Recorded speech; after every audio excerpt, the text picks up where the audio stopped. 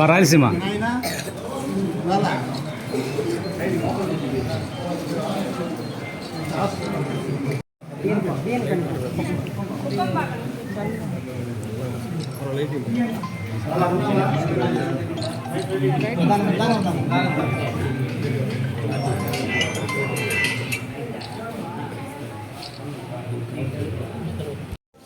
జాగ్రత్త చూసుకో.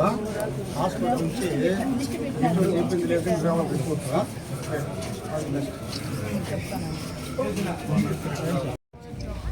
మన సత్యేడు ప్రాంతంలో అనుకోకుండా ఈ వింటర్ సీజన్లో పిల్లలకి కానీ పెద్దవాళ్ళకి కానీ ఎవరికైనా కూడా ప్రతి గ్రామంలో కూడా జ్వరం వచ్చినటువంటి ఆనవాయితీ ఇది.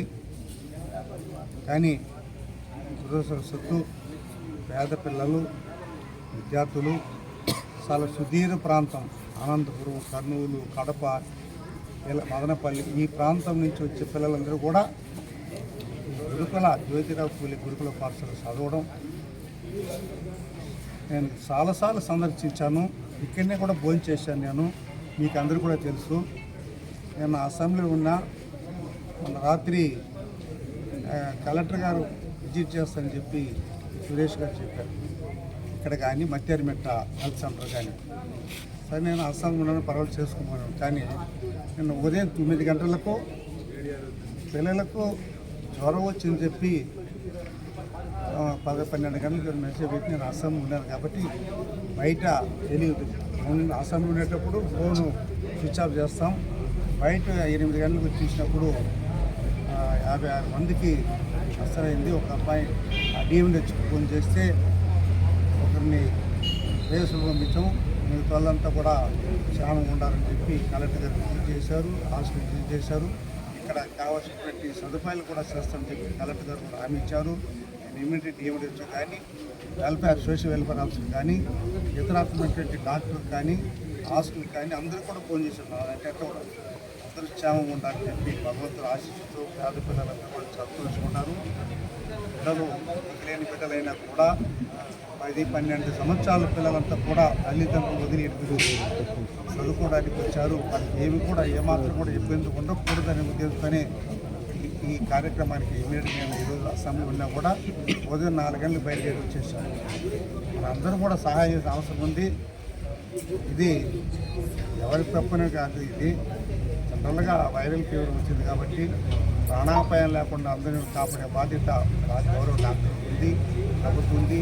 నిన్న కూడా ముఖ్యమంత్రి గారు ఎటువంటి పరిస్థితులకు కూడా పిల్లలకు కానీ ఎవరికైనా కూడా ఆరోగ్యం విషయంలో మనం ఎన్ని కోట్లనే పెట్టి ఆరోగ్యాన్ని పరిశీలించడానికి ఆరోగ్యం సుఖం ఉండడానికి అందరూ కూడా బాగా చేస్తామని చెప్పి ముఖ్యమంత్రి గారు చెప్పారు.